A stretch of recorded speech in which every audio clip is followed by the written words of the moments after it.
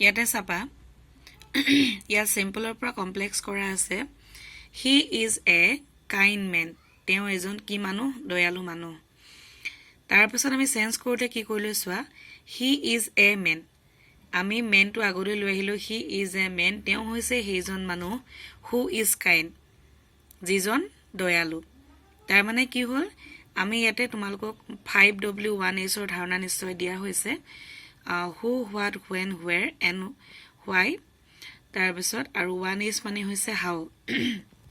যেতিয়া আমি এনেকৈ কনজাংশন হিচাপে মাজত আমি 5W ৰ কিছুমান শব্দ ইয়াত ব্যৱহাৰ কৰিব পাৰো এইদৰে কেনেকৈ আমি জটিল কৰিছো বিভিন্ন উদাহৰণ তোমালোকে পাই যাবা so he is a man who is kind that is the complex form of the simple sentence he is a kind man তেওঁ এজন দয়ালু মানুহ আৰু তাক আমি পৰিৱৰ্তন কেনেকৈ কৰিলো তেওঁ হৈছে এজন মানুহ যিজন দয়ালু next I have no one to help me মোক সহায় কৰিবলৈ কোনোৱে নাই and check the answer here I have no one who can help me মোৰ কোনোৱে নাই যিজনে মোক হেল্প কৰিব তোমালোকে লিখি যাবা এখিনি next this is an interesting story so ইয়াত কি কৈছে এইটো এটা মানে ইন্টাৰেষ্টিং ষ্টৰী হয় ধৰিলো আমাৰ আগ্ৰহ কৰিব পৰা বা এটা খুব পঢ়ি ভাল পোৱা বা শুনি ভাল পোৱা ষ্টৰী এটো হয় গতিকে এটো আমি কেনেকৈ চেঞ্জ কৰিছো চোৱা this is a story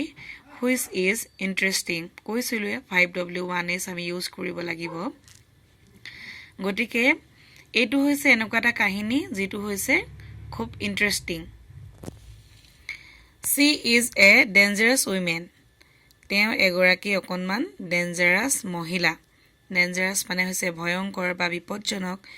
আৰু কেনেকৈ চেঞ্জ কৰিছো চোৱা she is a woman who is dangerous তেওঁ হৈছে সেই মহিলা গৰাকী বা তেওঁ হৈছে এগৰাকী মহিলা যি গৰাকী ডেঞ্জাৰাস হয় the old man is too weak to move মানে হি যিজন বুঢ়া মানুহ তেওঁ ইমানেই দুৰ্বল যে খোজ কাঢ়িব নোৱাৰে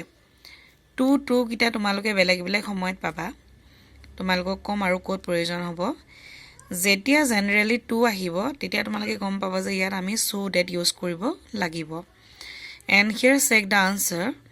the old man is so weak that whenever you will get 2 and 2 TOO then you will use so that in your answer always remember this okay যত তোমালকে টু দুবাৰ পাবা তাতে তোমালকে সদায় so that ইউজ কৰিবা সলভ কৰিবৰ কাৰণে she was very glad to hear this তাই বা তেওঁ এই কথাষাৰ শুনি খুব আনন্দিত হৈছিল she was very glad when she heard this তাই খুব আনন্দিত হৈছিল যেতিয়া এই কথাষাৰ তাই শুনিছিল গতিকে নিশ্চয় বুজি পাবলৈ তোমালোকৰ অসুবিধা হোৱা নাই মই গোটেইখিনি এবাৰ আকৌ এটা ফ্ৰেমত আনি দিবলৈ ট্ৰাই কৰিছো গতিকে চাবা ভৱিষ্যত সময়ত তোমালোকৰ টেন্সৰ আইডিয়াও মই দিম এনেকৈ তোমালোকে সলভ কৰি যোৱাচোন এদিন কৈ সকলোখিনি সহজ হৈ পৰিব